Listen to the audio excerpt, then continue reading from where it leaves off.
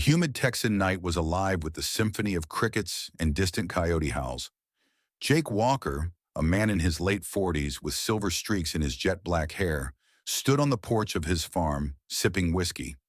His steely eyes scanned the horizon, a habit honed from decades of service in the Delta Force. For most people, the sprawling 200-acre farm was just a quiet piece of paradise.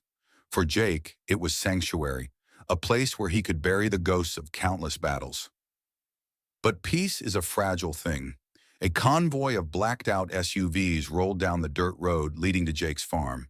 Their engines rumbled like a pack of predators.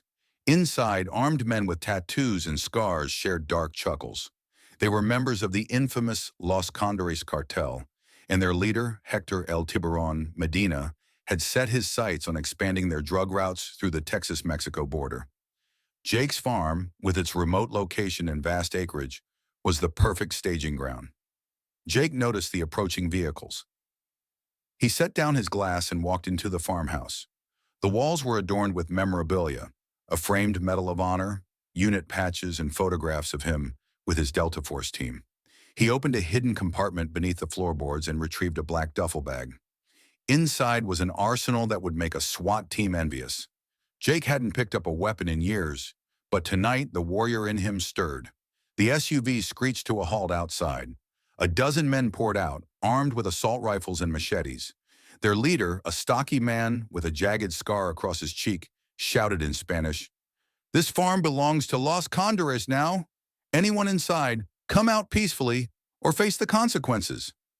Jake stepped out onto the porch, unarmed, his hands in the air. His calm demeanor unsettled the men. "This is private property," Jake said, his voice steady. "You've got no business here," the scarred leader sneered.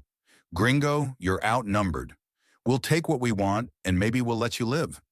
Jake's lips curled into a faint smile. "You should have done your homework." Before the cartel members could react, Jake vanished into the shadows of his porch. A split second later, the first shot rang out, taking down the lookout near the SUVs. Chaos erupted.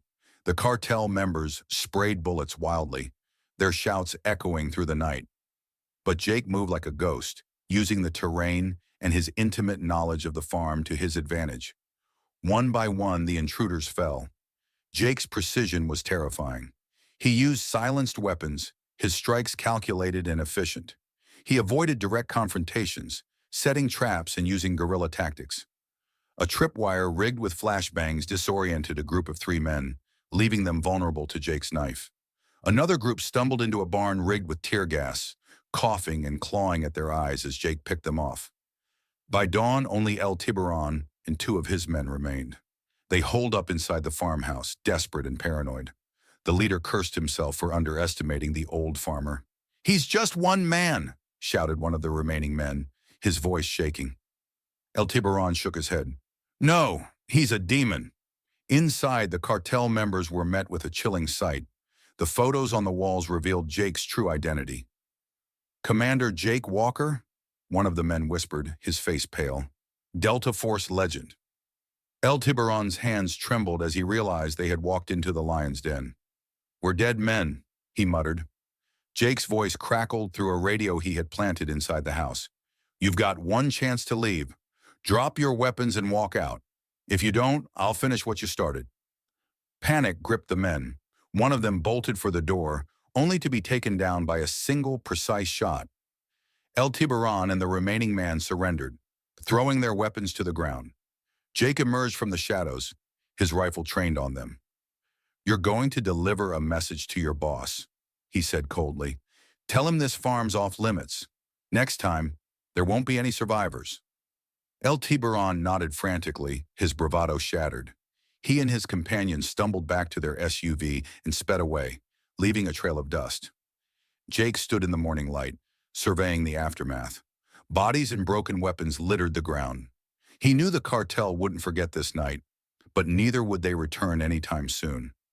Jake Walker wasn't just a farmer. He was a protector, a warrior who had fought for peace and would do so again if necessary. For now, the farm was safe, and Jake, the deadly Delta Force commander, would be waiting.